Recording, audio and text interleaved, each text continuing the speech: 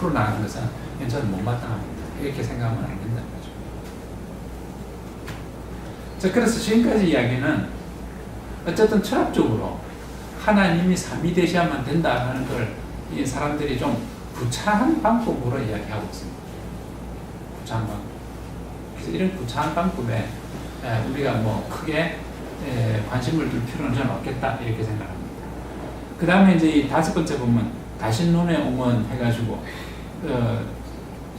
이 다른 면에서 보면 사람들의 생각 속에 이 다신론적인 그런 사상들이 들어있다.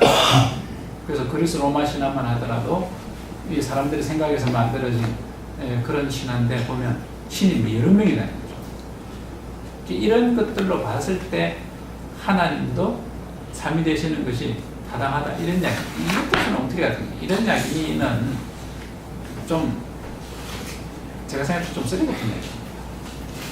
의미 없는 이야기들을 풀어가지고 구구하게 삼위 되심을 증명하려고 하는 건데 이런데 뭐 여러분들이 관심을 둘 필요는 좀 없겠다. 우리는 오직 아까 처음에 출발할 때 말씀드린 것처럼 오직 하나님이 우리에게 특별히 계시한 바에 따라서 특별 계시가 되는 성경을 통해서 이 사실을 그냥 수납할 뿐이다. 받아들일 뿐입니다. 인간의 편에서 삼위가 되는 것을 증명하려는 식으로는 안 하는 게 좋겠다는 거죠.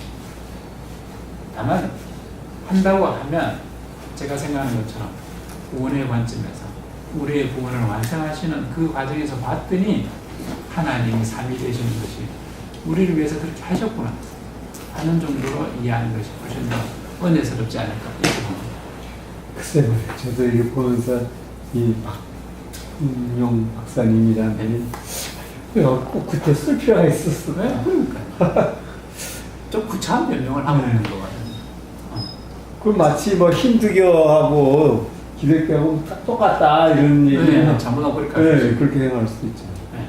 그래서 이런 구차한 이야기는 우리가 무시하는 게 좋겠습니다. 그래서 우리는 전적으로 하나님이 우리에게 말씀하셨으므로 우리는 믿음으로 그대로 받아들입니다. 이런 신앙 고백하는 것이 훨씬 낫다는 얘기죠. 그래서 삼일체 되셔야 된다는 것이 구원의 관점을 봤더니 그 구원의 관점으로 봤더니 삼위가 아니면 도저히 안 되는 일이구나. 자, 그래서 역으로 생각하면 나를 위해서 삼위 되어주신 이 하나님의 위대한 사람 이걸 뭘로 우리가 표현할까? 이렇게 해서 은혜를 받는 것이 훨씬 낫다 이런 생각이 듭니다.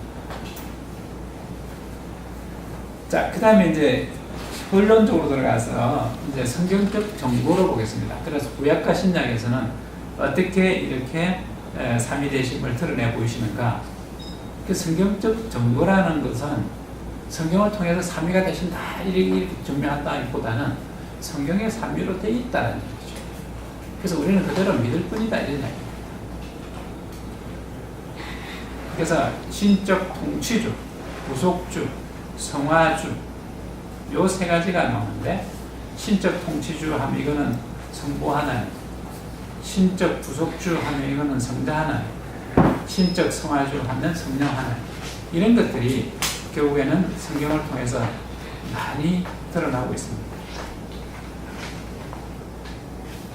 그래서 이것도 신적 통치주, 신적 부속주, 신적 성화주 이렇게 되는 것도 결국에는 우리를 위해서 필연적으로 하나님 그렇게 하셨다. 뭐 하나님 하고 그러니까 뭐 해볼까? 뭐 또는 뭐 이렇게 해서 할까 말까? 이렇게 해서 이렇게 삼위된 것이 아니라 그렇게 했다면 선택적이 되겠죠. 필연적이지 못합니다. 하나님은 그 본질이 사랑이심으로 반드시 우리를 위해서 구원을 이루셔야 됩니다. 그 다음에 그걸 위해서 또 삼위가 되셔야만 됩니다. 이런 관점으로 보시는 것이 좋겠다. 전능하신 하나님 그렇게 할 정도면 이게 얼마나 위대한 그런 일이었을까. 그래서 우리를 구원한다는 그만큼 위대한 일입니다. 근데 그 위대한 일을 하나님은 어떻게 하시는가 하면은 여러분들을 통해서 대신하게 하신다는 사실. 그래서 여러분들이 받은 사명은 그런 관점을 보면 무한대 사랑을 느끼셔야 합니다. 어떻게 나로 하여금 이 위대한 일을 맡게 하셨어요. 얼마나 합니까? 근데 이 사명을 우리는 정말 귀중하게 생각하느냐는 거죠. 어떤 때는 때로는 너무나도 가볍게 생각할 때 있습니다. 저 자신도 솔직히 고백하면 그렇습니다. 많은 고난이 올 때는 내가 목표를 접을까? 이런 생각도 수없이 납니다. 목표를 하면서 당하는 그런 어려움. 차라리 내가 목표를 안 했으면 이런 일 없을 텐데 왜 내가 이 일을 해가지고 이렇게 어렵게 살까? 이렇게 생각하는 그런 순간들이 너무나 많은데 그렇게 생각하는 거는 그 자체가 바로 이 위대한 사랑에 대해서 내가 아직도 못 깨닫고 있다는 거죠. 그걸 제대로만 깨닫는다 그러면 어떤 어려움, 어떤 고난이 오더라도 그걸 다 능히 이겨내고 그렇게 전진할 수 있을 것이다. 그렇게 생각합니다. 저보다도 여러분들이 훨씬 더 큰 면에서는 앞서시기를 소망합니다.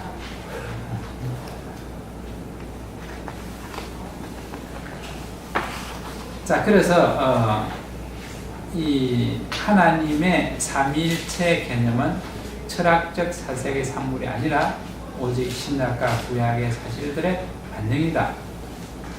이 사람 이야기가 저는 전적으로 동감합니다.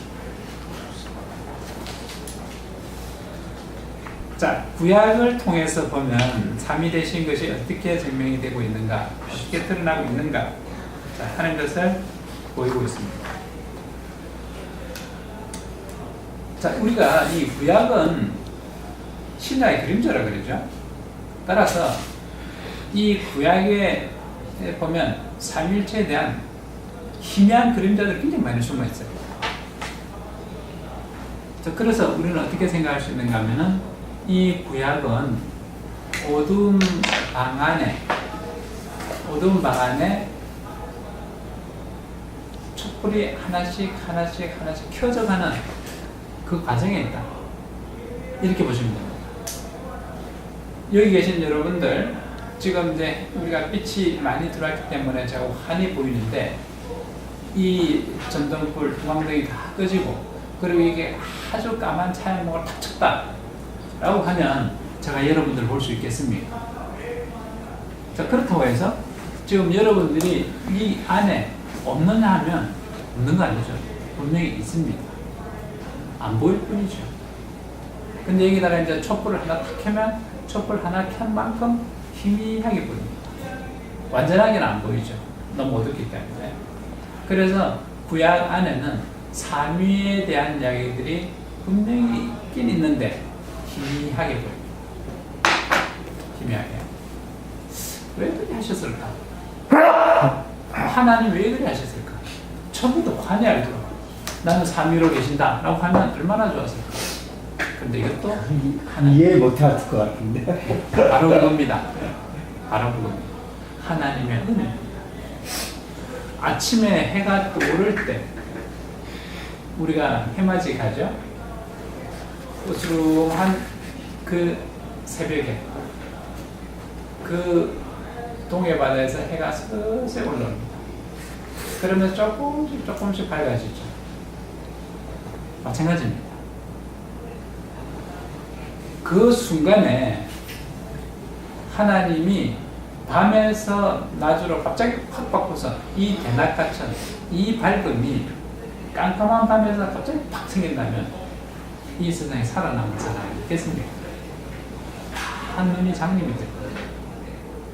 그런 환경을 못 견딥니다. 어둠에서 밝음으로 갈 때 조금씩 그 빛을 주심으로써 우리가 정할 수 있도록 눈이 그렇게 정하는 거죠. 갑자기 굉장히 센 헤드라이트 불빛을 쫙 비춰버리면 순간적으로 사람이 눈이 탁 브레이크 됩니다. 밤에 사고 납니다. 그래서 전조등 그 HID 램프 모서리 활동하는 이유가 거기 있거든요. 그렇게 쫙 비춰버리면 순간적으로 맹인 상태 되어버리거든요. 그럼 사고 납니다. 그래서 불밝기를 좀 낮추게끔 하는데 마찬가지입니다. 하나님이 우리를 하여금 서서히 빛을 볼 수 있게끔 하시듯이 삼일체에 대한 이 진리를 우리를 하여금 서서히 볼 수 있게끔, 그래서 구약 안에 희미하게 비춰놓은 겁니다. 자, 그러면 우리가 뭐 그렇게 뭐 천천히 보라 해서 뭐 천천히 보면 되지 않고 내 몰라라고 내 팽개 접어듣는가 하면 또 그렇지 않습니다. 그 희미하게 비춰져 있는 것을 우리가 열심히 보려고 노력해야 돼요. 자, 그래서 이제 찾아봅니다. 그래서 우리가 어떻게 하는가 하면은요, 한번 보겠습니다. 그 이야기들이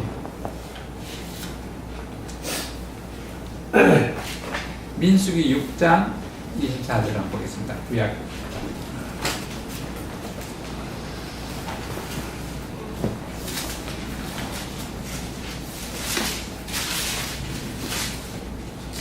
(6장 24절에)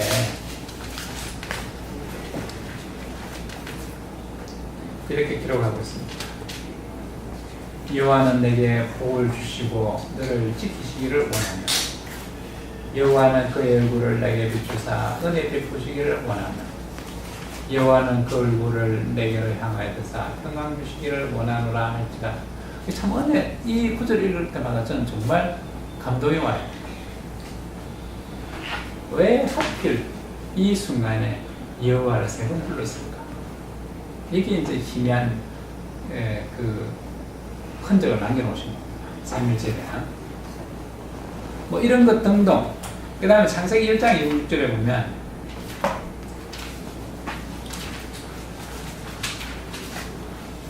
창세기 1장 26절 우리가 너무나 잘 아는 구절입니다. 하나님이 이르시되 우리의 형상을 따라 우리의 모양대로 우리가 사람을 만들고 그들로 바다의 물고기와 하늘의 새와 가축과 온 땅과 땅에 기는 모든 것을 다스리게 하자 하시고, 이렇게 해서 여기에 우리라는 이야기가 나옵니다. 여기에 벌써 하나님이 복수로 표현되고 있습니다. 여기에 삼위 하나님이 협력하사, 그래서 우리는 하나님 하시는 모든 일들이 이 삼위는 서로 협력해서 합니다. 독단적으로 내 마음대로 할래 이런 하나님이 아니라는 거죠. 반드시 협력하사 그 모든 사역을 이루어갑니다. 그러나 중요한 것은 모든 것을 계획하시는 하나님은 성부 하나님 우리를 봅니다. 그 다음에 그것을 집행하신 이는 전적으로 성자 하나님 몫으로 봅니다. 그렇다고 해서 이 모든 것이 독단적인 결정을 하느냐가 아니라는 거죠. 반드시 협력해서 이 일을 이루시는 하나님입니다. 그래서 이 협력하신다는 그 자체가 보면 결국엔 우리의 삶 속에 바로 이 하나님의 이 같은 모습이 있어야 된다는 거죠. 독단적으로 하는 것이 아니라 항상 교회가 협력해서 모든 일들을 하도록, 그래서 협력해서 선을 이루시는 하나님이다 라고 하시는 것이 바로 이런 의미입니다. 그러니 우리가 해야 될 것도 협력해서 선을 이루도록 해야 된다. 도우라는 얘기죠. 홀로 우리가 이 땅을 살아가도록 하시는 하나님이 아닙니다. 그래서 우리가 지금 교단에 많은 목사님들 계시는데 혼자 하라는 것이 아니라 서로 모여서 뜻을 모아서, 그래서 우리가 지금 이렇게 같이 공부하는 것도 바로 그런 힘을 모으는 작업이라고 보셔야 됩니다. 이렇게 이제 공부하다 보면 이제 많이 친해지셨죠. 결국에는 같이 사역할 수 있도록 동료자가 되도록 그렇게 하나님 배려하시는 거다, 이렇게 보셔야 됩니다. 여기 만약에 우리의 형상을 따라 사람을 우리의 모양대로 만들자라고 안 했으면 하나님이 천사 이야기 해줄 수도 있다, 이렇게 볼 수 있습니다. 근데 그게 아니죠. 이건 분명히 천사의 모양으로 우리를 만든 것이 아니라 하나님의 형상의 모습으로 우리를 만드셨다. 그래서 우리 본질이 그 권한이 어디냐면 바로 하나님이다라는 것을 분명하게 선언하고 있는 겁니다. 그래서 우리가 인격이라는 것도 하나님의 닮은 모습이다, 이런 이야기입니다. 그래서 우리가 지금 중요한 것은 우리의 형상을 회복하는 일을 이 땅 살아가는 날 동안 해야 되는 겁니다. 지금 우리의 모습이 우리 원래 내 모습이냐면 아니라는 거죠. 오늘 이 땅에 있는 많은 사람들 착각하는데 자기의 모습, 자기 자신의 모습이 지금 현재 있는 이것이 자기 자신의 모습이라고 생각하고 살아갑니다. 그건 분명히 아닙니다. 내 모습이 아니라 바꿔진 모습입니다. 그래서 흔히 보면 그 아침 드라마 같은 데 좋은데 그런 게 있었는데 애가 바뀐 거죠. 부잣집인데 엄청나게 가난한 집에서 살고 온갖 구박을 다 당하고 온갖 고생 다 하고 그렇게 살아가는 오늘 그 모습이 바로 우리 모습입니다. 우리가 이 땅을 살아가면서 온갖 어려움 당하고 고난을 당하고 이렇게 살아야 될 존재가 아니라는 거죠. 우리는 그렇게 하는 그 모습이 우리의 형상이 아니라는 거죠. 뒤바뀐 겁니다. 우리는 하나님의 자녀입니다. 그래서 우리 원래 자리로 돌아가야 돼. 그것이 우리가 해야 될 일들입니다. 뒤바뀐 것을 바로 잡아주는 작업을 오늘 하나님 우리를 하여금 하라고. 그래서 이 공부를 하게 하는 겁니다. 많은 사람들이 그걸 모르고 살아가는 거예요. 그들이 세상의 자식이 아니라 하나님의 자녀라는 것을 그들로 하여금 알게 하고 신분이 변화되도록 만들어주는 그 작업이에요.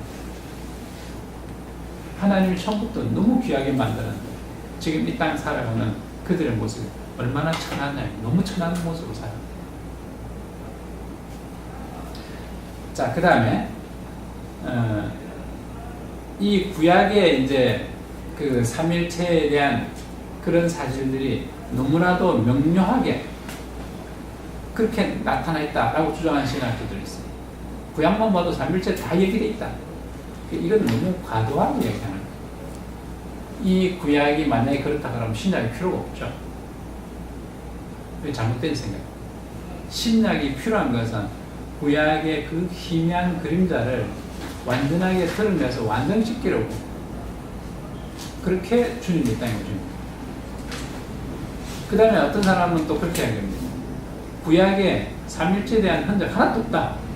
자, 그게 이 소시너스파, 그 다음에 알미니안주의자들이 하는 그런 이야기들입니다. 이것도 잘못된 생각입니다. 그래서 희미한 그림자로 주어져 있다. 그래서 이것이 이제 점진적으로 우리를 하여금 알 수 있도록 그렇게 준비되어 있다는 사실. 이것이 하나님 우리에게 베푸신 또 다른 은혜라는 사실을 우리는 깨달아야 됩니다. 아까 말씀하신 것처럼. 그래서 아까 우리가 창세기 1장 26절에 본 것과 그리고 민수기 6장 23절에서 본 것과 마찬가지로 그 다음에 이제 이사야서에 보면 여호와 자기 앞에 사자 주의 성신 이런 이야기가 나오게 됩니다. 한번 찾아볼까요? 이사야서 63장 구약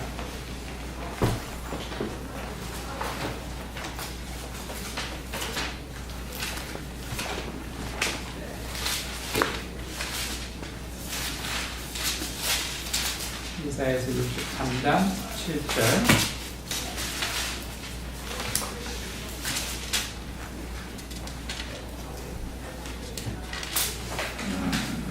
7절부터 11절까지 보시겠습니다. 거기 보면 내가 여호와께서 우리에게 베푸신 모든 자비와 그의 찬송을 말하며 그의 사랑을 따라 그의 많은 자비를 따라 이스라엘 집에 베푸신 큰 은총을 말하리라. 그가 말씀하시되 그들은 쉬로 나의 백성이요 거짓을 행하지 아니하는 자녀라 하시고 그들의 구원자가 되사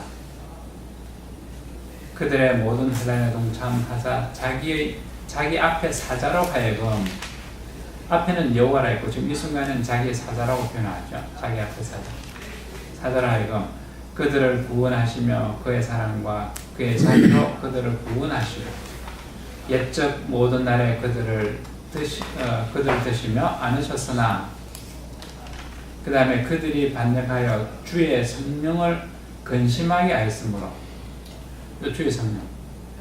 그래서 앞에 나오는 그 여호와는 어쩌면 성부 하나님을 가리킬 의미가 되겠고, 그 다음 자기 앞에 사자 하면 이거는 이제 성자 하나님, 그 다음에 주의 성령 하면 이거는 이제 성령 하나님. 그래서 이것도 희미한 그림자로 삼일체에 대한 이야기를 지금 하고 계시는 것이다. 이렇게 볼 수가 있겠습니다.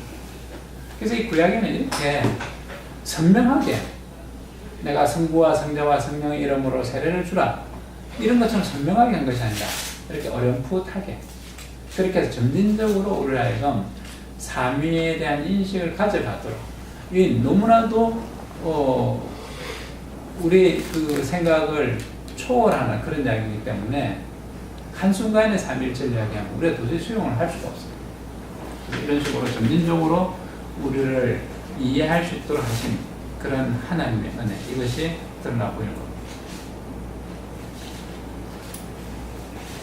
자, 그 다음에 이 네 번째 보면 이 하나님의 지혜와 하나님의 말씀의 묘사 이 태초에 말씀이 계시니 하는 이 말씀 그건 로고스죠.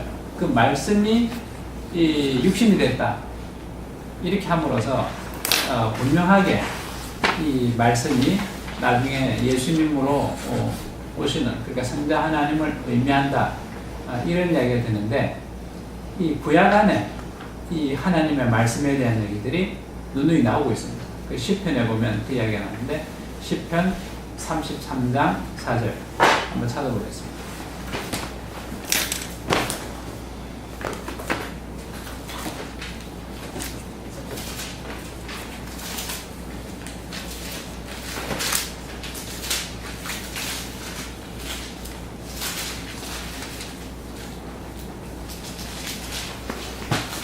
그게 이렇게 기록하고 있습니다.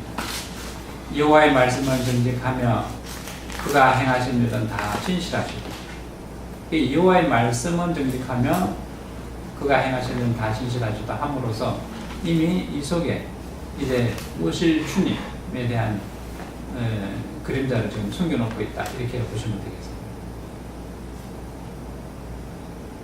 뭐 이런 식으로 해서 여러 군데 드러나게 되는데 6절에도 보면 여호와의 말씀으로 하늘이 지음이 되었습니다.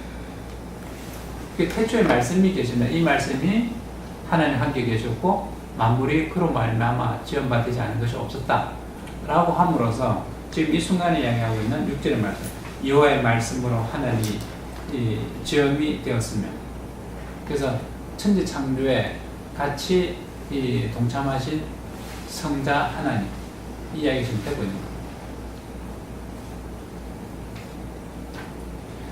그 다음에 이제 성령에 대한, 성령 하나님에 대한 이야기가 또 이야기되고 있습니다. 성령 하나님이, 이 성령이 인격성을 갖는다라고 함으로써 삼위 하나님 중에 한 분이시라는 것이 우리가 이야기해야 될 부분인데, 성령 하면 사람들이 생각할 때는 그건 뭐 하나님의 혼 아니냐 이런 정도로, 그래서 별도로 독립된 한 위의 하나님이다라고 사람들이 잘 이렇게 인정 안 하려고 하죠. 근데 분명한 것은 성령이 삼위 하나님 중에 한 분이시다라는 것을 우리는 인정해야 됩니다. 자, 그것이 이사야서 40장 13절 한번 보겠습니다.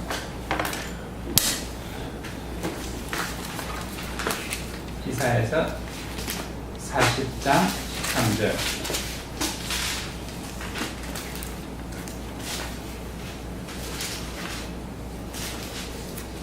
이렇게 기록이 나오고 있습니다. 누가 여호와의 영을 지도하였으며 그의 모사가 되어 그를 가르쳤으라. 그래서 이건 인격적 존재를 표현하고 있습니다. 그래서 분명히 성령이 인격적 존재가 되신다라고 함으로써 그 인격적 존재 자체가 바로 위를 얘기합니다. 그래서 성부 하나님, 성자 하나님과 더불어서 또 다른 인격체가 되는 성령 하나님. 그래서 성령 하나님도 삼위 중에 한 위가 되신다. 이렇게 우리는 인정하게 됩니다. 그 다음에 신약에 있어서 이 정보는 뭐 예수님이 이 땅에 오셨으므로 오신 예수님에 대한 이야기를 하는 것이 이 신약 성경이니까 신약 성경 그 자체로 벌써 성자 하나님 이 위에 대한 이야기가 그대로 관설되고 있습니다. 그래서 이 뭐 신약에서는 어쨌든 그리스도의 신성, 그 다음에 성령의 신적 인격성, 이것이 뭐 대부분 다 그렇게 드러나고 있습니다. 그래서 이 신약에서는 하나님은 유일하시다라는 것이 분명히 선언되고 있습니다.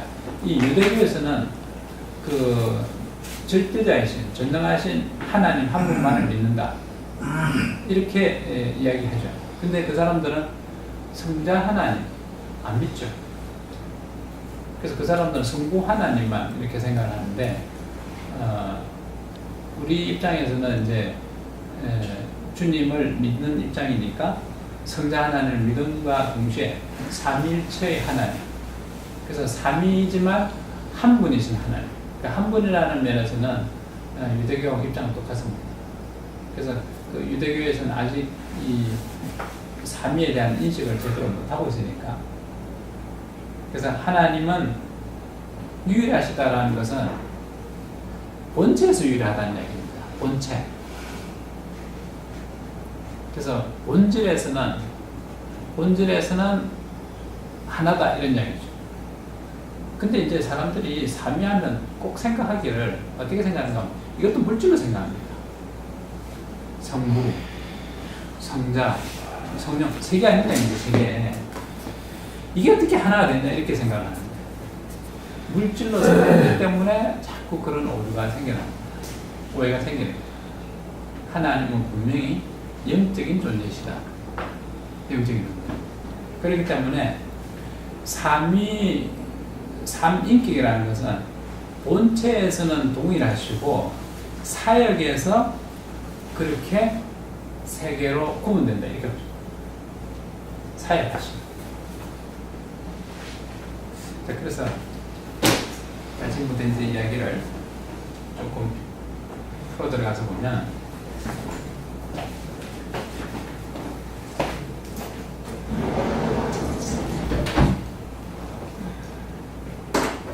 자, 우리가 많이 활용했던 이 토표를 보면 이게 하나님이셨다. 그 다음에 사람은 요 정도 영역을 찾아야 한다. 이렇게 이제 제가 집합 이야기 가지고 많이 이야기했었는데, 이 이야기를 가지고 이제 생각을 하면 여기 하나님이시니까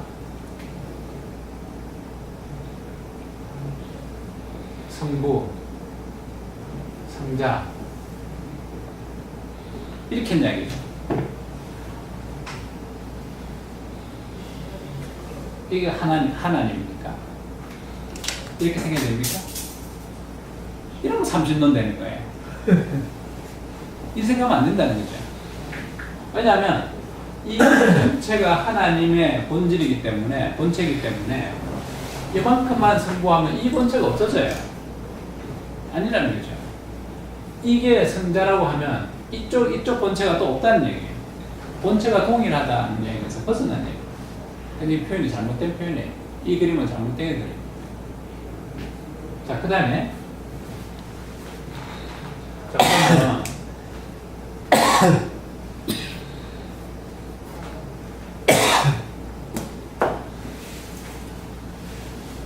하나님 본체는 동일하시고, 그래서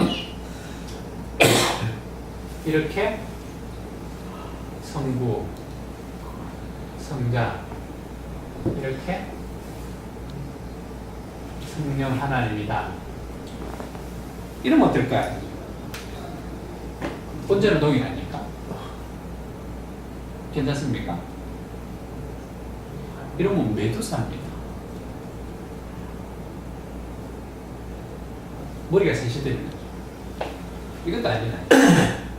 이것도 잘못된 그림이에요.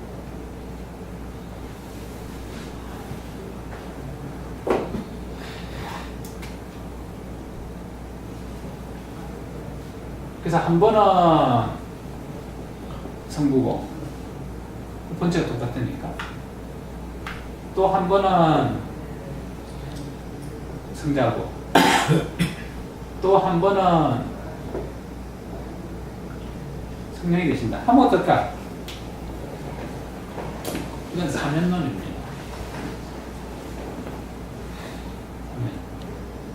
이게 어떤 목사님 이야기인 것처럼 물이 변해가지고 한 번은 수증기도 되고, 한 분은 얼음도 되고, 한 분은 물도 되고. 이거 삼위에 대한 설명 아니냐, 이거. 그 강력의 목사님처럼. 이야기입니다. 삼위는. 전적으로 하나님의 삼위에 대한 설명을 잘못하는 케이스. 그렇게 얘기하면 안 된다. 이건 어디에 모순이 있는가는 동시성에서 유래됩니다. 한순간 삼위가 되시냐, 이거죠. 그 순간에 성부와 성자와 성리가 있어야 됩니다. 이 따로 있는 거죠. 그래서 이것도 아니다. 그럼 어떻게 표현하면 좋겠냐. 세상에서 성부와 성자와 성령을 표현할 수 있는, 삼위를 표현할 수 있는 예는 찾으면 안 되고, 그래서 어떤 그 신부님이 그 애들한테 삼일째 설명할 때 이렇게 세입클로바를 갖다 놓고, 세입클로바니까 이게 뭐지? 그러니까 이게 클로바예요. 이것 떼고 뭐지? 클로바예요. 뭐지? 클로바예요. 뭐지? 클로바예요. 이렇게 설명했대. 이것도 사실은 엉터리입니다. 이렇게 되면 메두사 만들 수 있어요. 근데 꼬맹이들한테 달리 표현할 수 있는 방법이 없으니까 그 정도로 설명해 주는 거는 어떨까?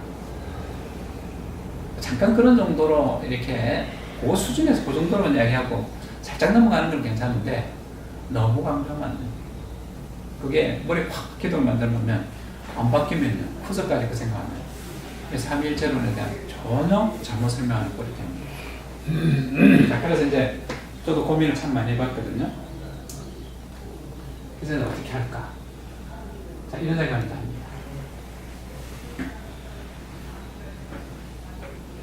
이게 하나예요. 그 본체라는 거죠. 하나의 본체. 이 본체가 처음부터 성부와 성자와 성령이 계셨더라.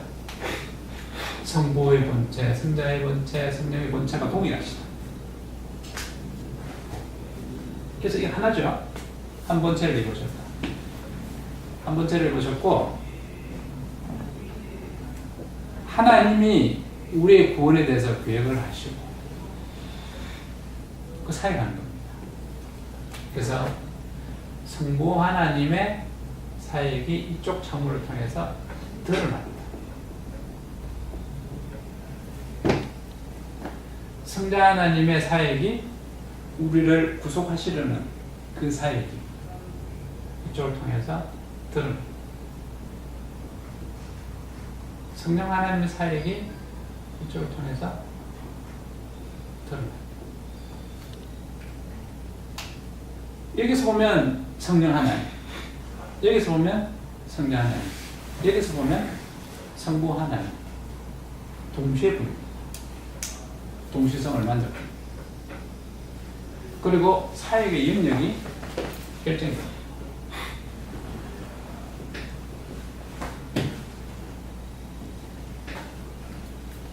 사역하시는 것이. 그러나 절대적으로 분리될 수 있는 것이 아니라 서로 협력하셔서 이 사역을 하십니다. 그래서 구속의 계획을 하시고 구속의 집행을 하시고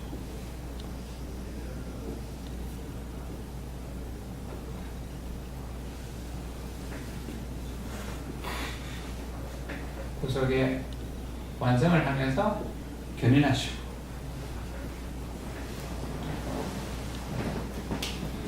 그렇게 하십니다. 이 정도로 이야기하면 그나마 삼일체 표현이 그나마 좀 낫다. 완전한 건 아니죠. 만약에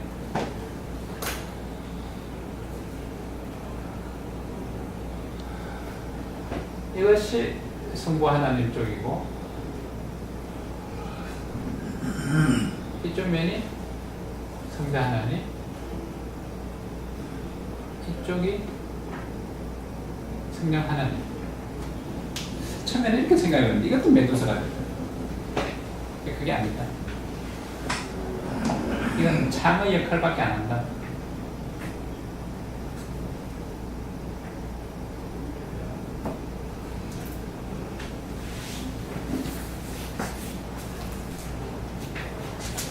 이건 뭐야?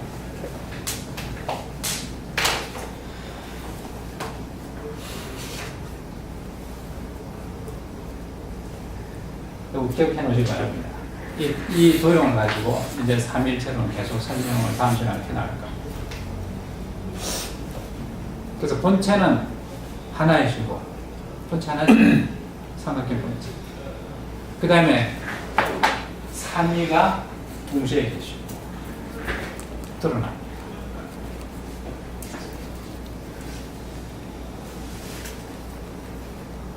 그래서 성부와 성자와 성령은 다 같이 하나님이십니다. 이 중에 어느 하나라도 강조하고 어느 하나를 덜 중요하게 생각하면 이단이 됩니다. 성부와 성자와 성령은 다 동등하시고 동일해요. 성자만 너무 부각시킨다든지 뭐 이렇게 되면 이건 이단에 속하게 됩니다.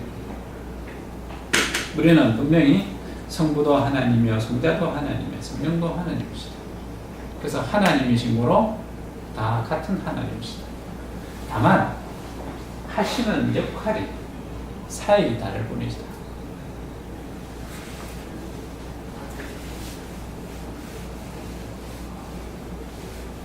그 관계되는 구절들은 여러분들이 나중에 다 찾아보시기 바랍니다. 지금 여기서 끝까지 다 하면 시간이 도저히 안 되기 때문에. 자, 이렇게 되면서 성부와 성자와 성령은 어떻게 하시느냐? 인격적으로 교류하신다는 거죠. 우리 1장 16절에도 보면 우리가 우리의 형상을 따라 사람을 만들자. 만들어라가 아니라 만들자라고 하셨으므로 서로 협력하시는 인격적으로 교류하고 계시는 그런 하나님의 모습을 분명히 표현하고 있습니다. 그래서 이 삼위께서는 각각 하나님에 대해서 서로 사랑하시며 영화롭게 하신다. 그건 주님이 분명히 아버지를 내가 영화롭게 한다 라고 말씀하시므로 그 사실이 사실임을 우리는 인정하게 됩니다. 그 다음에 성부는 성자를, 그 다음에 성부와 성자는 성령을 보내시는데 여기서 지금 구분을 잘 안 해놓으셨는데 성부는 성자를 낳으시고 발생하시는 거예요. 보내시는 게 아니라 그 다음에 성부와 성자는 성령을 보내신다, 발출합니다. 그래서 신약은 위에 말한 세 가지가 사실 네 가지죠. 그렇게 함으로써 삼일체의 교류를 분명하게 드러내고 있습니다. 근데 이 성부와 성자와 성령은 동일하신 하나님이지만 각각 판이한 인격적 존재시다. 인격적 존재이시다. 이 판이한 인격적 존재라는 것은 사역에서 인격이 그렇게 다르다는 얘기죠. 사역. 하시는 일에서. 인격이 다르다 해서 성부 하나님은 성품이 좋으시고 성자 하나님은 성품이 나쁘고 이런 의미에서 인격이 다르다. 이런 의미가 아니라 하시는 사역 하시면서 판이하게 구분된다. 이런 얘기입니다. 그래서 삼위는 동렬이다라는 것은 권능과 영광에서 동등하시다. 그래서 성부와 성자와 성령은 전부 동격이시다. 이렇게 어느 한 위를 우리가 높여야 될 이유가 없고 높여서는 안 되는 이유가 바로 여기 있습니다. 그래서 아버지와 아들과 성령의 이름으로 세례를 주라. 마태복음 28장 19절. 여기서 분명하게 삼위가 되심이 드러난 겁니다. 마태복음 28장 19절 보겠습니다. 마태복음 28장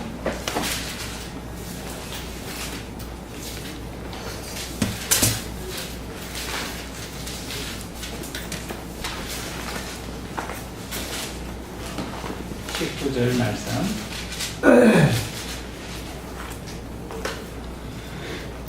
자, 이것이 다른 사람이 얘기한 것이 아니라 주님이 직접 하시는 말씀입니다. 그러므로 너희는 가서 모든 민족을 제자로 삼아 아버지와 아들과 성령의 이름으로 세례를 베풀고. 하나님 직접 우리에게 가르치신 겁니다. 나는 삼위 하나님이시다.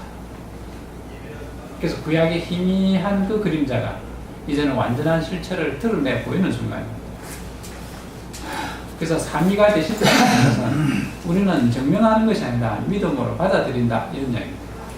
믿음으로 받아들인다.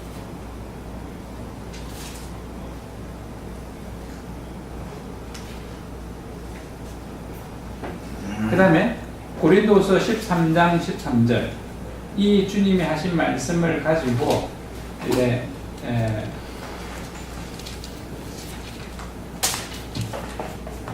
고린도서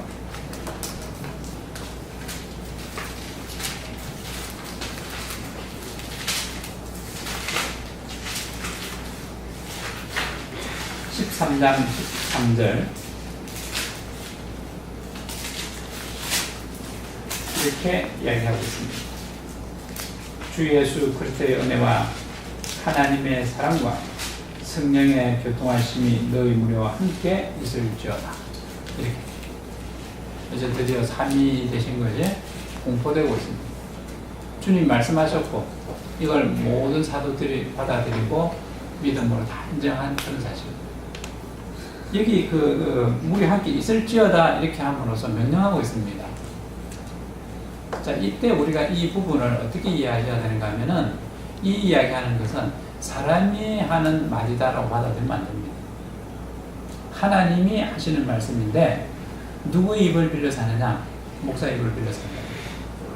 그런 거로 예배가 끝났을 때, 축도할 때 성부와 성자와, 그러니까 성자와 성령과 성령의 이름으로 너희에게 축복하노라, 이렇게지.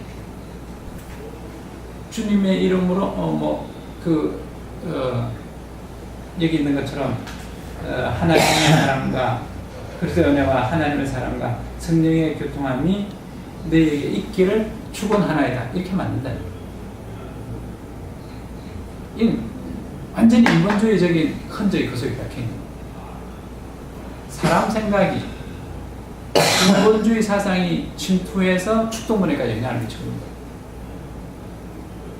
어떻게 목사가 많은 대중들에게 이렇게 할지어다 명령할 수 있냐 이거지. 대신 기도해 주는 거니까 겸손하게 해야지.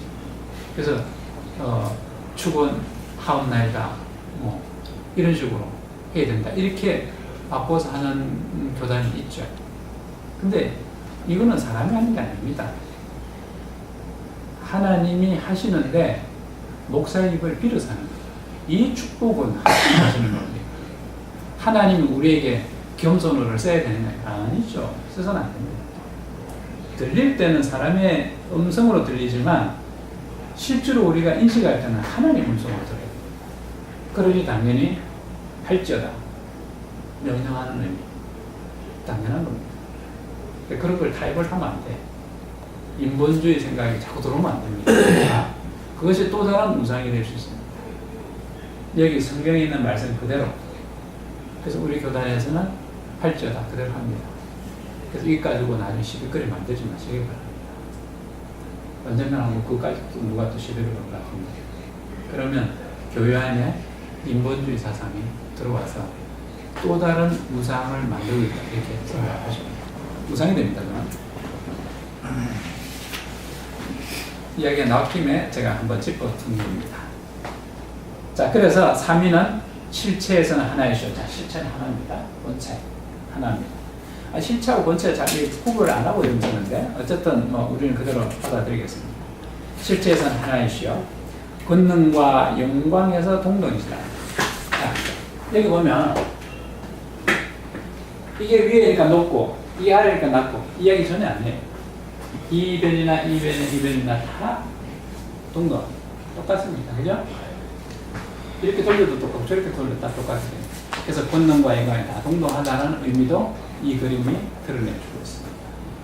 다만 우리는 이제 어떻게 하는가 하면 위에는 성부 1위, 성자 2위, 성령 3위 하나님이시다. 순서입니다. 순서. 우열의 순서가 아니라 구별의 순서. 이렇게 봅니다.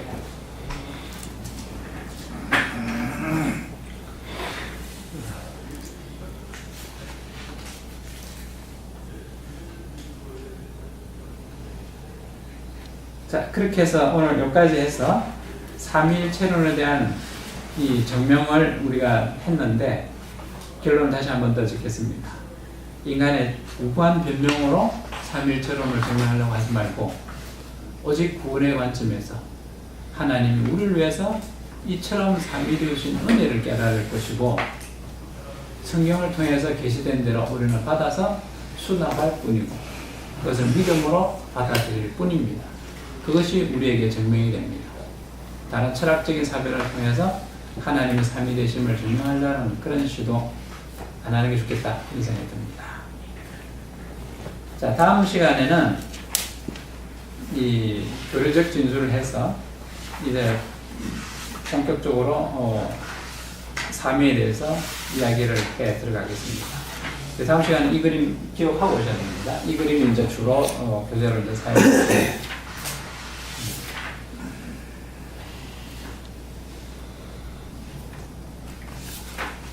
그 다음에 이제 삼위의 강론에 대해서 성부와 성자와 성령이 따로따로 설명한 부분은 그 다음에 이어서 하겠는데 어쨌든 다음 주까지는 여러분들이 열심히 다음번 2주 후에 올라올 텐데 그때는 꼭 빠지지 마시고 꼭 잘 들으셔야 됩니다. 자, 기도하겠습니다. 하나님 감사합니다. 오늘 주께서 허락하신 이 귀한 시간을 통해서 우리가 하나님의 그 삼위되심을 이해할 수 있도록 도우신 것을 감사를 드려요. 이 사실을 우리를 하여금 깨닫게 하실 때에 우리를 하여금 하나님의 그 위대하신가 그리고 하나님의 나를 향한 그 열정, 그 사랑, 또 그 은혜를 깊이 깨달을 수 있게 하옵소서. 이 깨달음을 참으로 우리가 맡아 양육해야 될 많은 양들에게 나눠줄 수 있는 귀한 은혜가 되게 하옵소서. 이 신학교를 기억하시고 이 하나님을 통해서 참으로 주의 귀한 일꾼들 양육되게 하시고 이 땅에 참으로 마지막 때에 하나님 영광을 크게 들며 귀한 사역자들로 세움받게 하옵소서. 이 일을 위해 수고하신 학장 목사님과 또 수고하시는 우리 교수님 목사님에게도 지혜를 주시고 이 과정에 수업을 듣고 있는 당신을 사랑하는 예비종들에게도 은혜를 베푸사 저들의 삶이 온전히 주를 영원하게 하는 삶들이 되게 하옵소서. 감사드리며 우리 주 예수 그리스도 받들어 기도드립니다. 아멘. 마치겠습니다.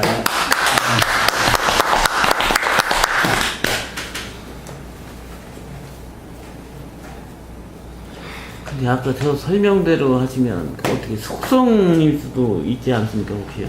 어떻게? 저 3위를 저렇게 설명하실 때 네. 그러면 하나님에 대한 그 속성으로도 표현이 될 수가 있을 것 같아요. 요게? 예. 속성은 좀 다릅니다. 속성은 다 똑같아야 됩니다.